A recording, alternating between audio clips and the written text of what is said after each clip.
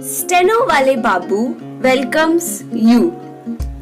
Shorthand dictations in male and female voice from all sources like magazines, speeches, and editorials at various speeds up to 120 WPM for various departments like SSC, DSSB, CRPF, Delhi Police, etc. Please like, share, and subscribe the channel. Thank you. Exercise number 15. Large scale subsidies lead to high and unsuspectingly budget deficits, which in turn lead to high inflationary trends. Inflation is the single biggest enemy of the poor.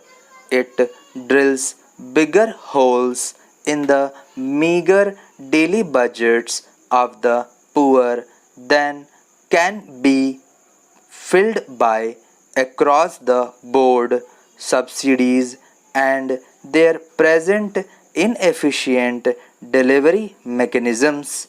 It is therefore well recognized that subsidies through administered prices which are grossly out of line with the cost of production and procurement is a poor way of serving the needs of the poor.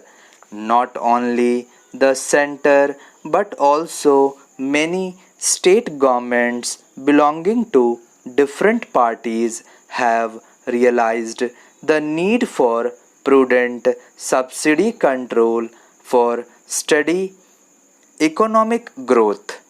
I would like to emphasize that we are living in a very difficult global economic situation. We have to strengthen our self reliant economy.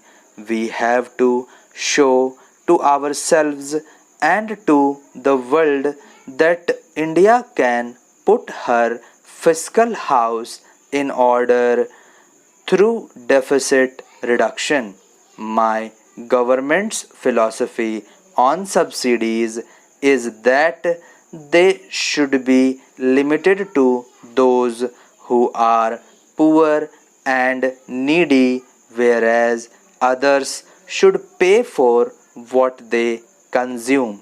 It is for this reason that following yesterday's meeting of the Coordination Committee of the BJP and its allies, the government has decided to roll back the price hike in PDS food grains for below the poverty line consumers. Revision of issue price is both normal and necessary whenever minimum support or procurement prices are increased to help our kisans. It is worth remembering that the Congress and United Front governments too have done this.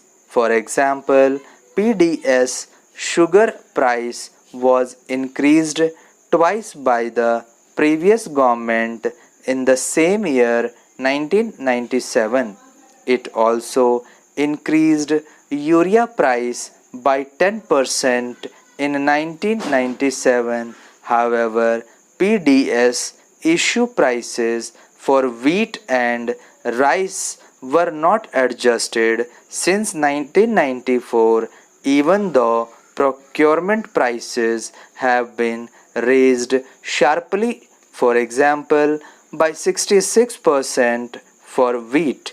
Prolonged failure to adjust issue price was leading to a huge gap between issue price and economic cost, leading to ballooning increases in subsidy. It was the previous government which decided on a new formula for PDS issue price, which would be 90% of cost for above the poverty line beneficiaries and 50% for below the poverty line beneficiaries. As such, I welcome you to the 48th meeting of the National Development Council. The most important agenda item for today is the consideration of 19th 5-year plan from 1997 to 2002. The change in government delayed the finalization of the document, though the plan is being implemented according to the outline set by the NDC in the approach paper.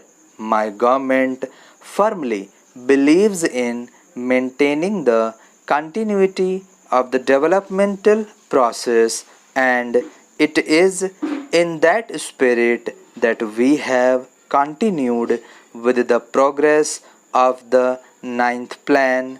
Although the final document is coming for approval now, we are all legitimately proud of India's multifarious achievements in the first 50 years of the independence. This is especially noteworthy since the nation's development has taken place within the framework of democracy. Yet, all of us share an equally deep concern over what the one third of our citizens still live below a modestly defined poverty line. Illiteracy is still unacceptably high, and many do not have access to drinking water, health services, housing, sanitation, and proper communication facilities. The National Development Council is an important forum to continually review our developmental process and take appropriate macro level decisions to progress in the desired direction. It is also the most effective institutional mechanism to conduct this exercise within the framework of harmonious cooperation and partnership between the center and the state governments.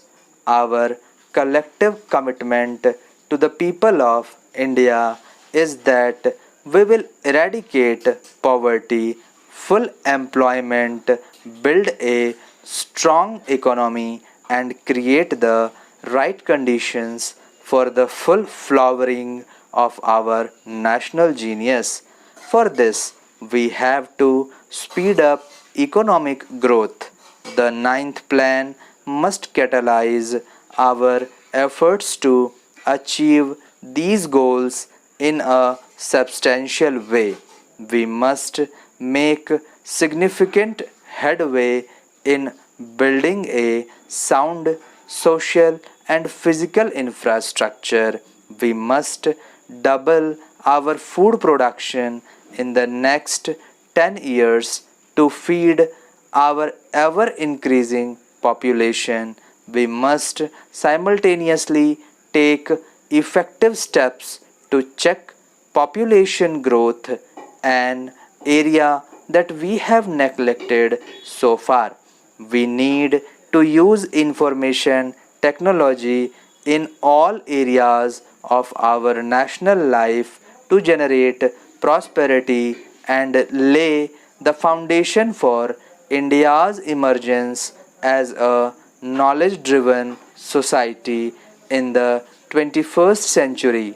I had asked the Planning Commission to prepare special action plans on social and physical infrastructure and on information technology, these special plans have been incorporated in the ninth five-year plan.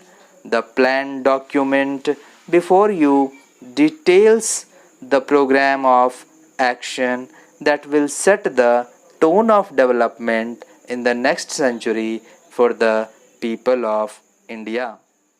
Thank you.